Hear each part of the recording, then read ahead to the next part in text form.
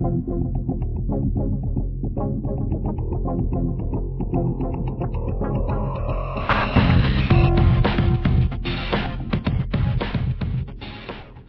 again, my name is Rodney Reynolds and welcome to another video review. Today I'm looking at the Tyan Tomcat K8E motherboard.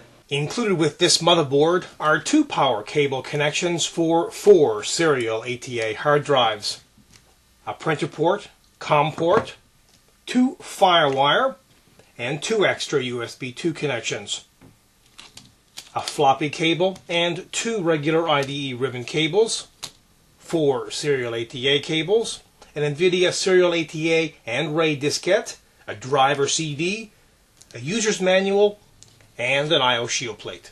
This motherboard is based on the N-Force 4 chipset. Now let's have a closer look at the board. It supports the AMD Athlon 64 and Athlon 64FX 939 processor. It accepts up to 4 GB of dual channel on-buffer ECC or non-ECC memory. Here are the fan headers. There are 6 of these. IDE connections, floppy, parallel, COM, and serial ATA. This board also does RAID and V-RAID, as well as passive cooling on the chipset. Here are the 2 1x PCI Express, the 4 standard PCI, and the PCI Express slot here for the video card. And here are the 2 main motherboard connections, a 24-pin and an 8-pin.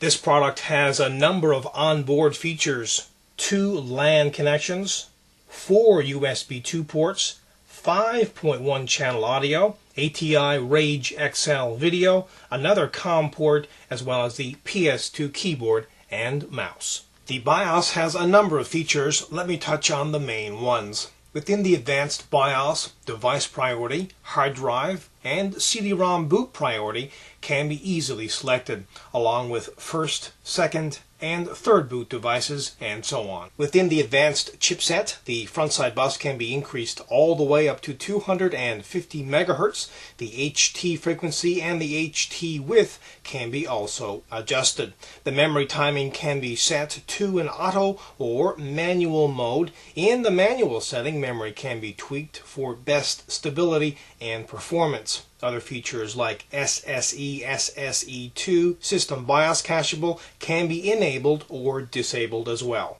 The integrated peripherals part of the BIOS is where options for the onboard hardware is configured.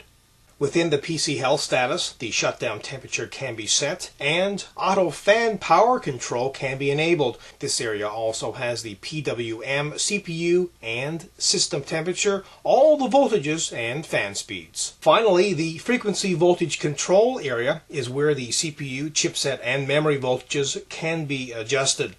Now, as I mentioned in the advanced chipset, the frontside bus can go all the way up to 250 MHz. While that's great, overclocking is not possible unless there's significant voltage increases available for the CPU, chipset, and memory. Therefore, this BIOS doesn't allow for much in the way of overclocking.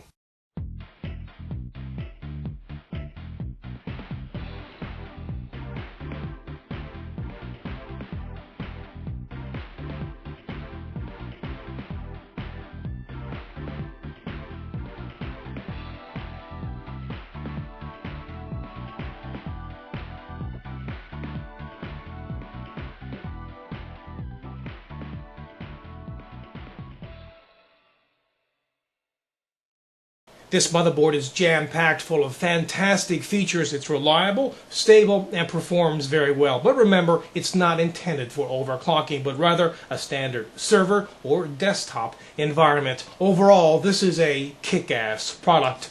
Again, my name is Rodney Reynolds. This has been another video review. Be sure to check back very soon. I will have a brand new one for you then. Also, pop into my website at www.3dgameman.com. And while you're there, you can go into the forums and register. And remember, registration is completely free. Also, keep in mind, you can find out a lot more on this product in the forums. And as a final note, if you love watching my video reviews, please help support 3dgameman.com. Until next time, take care.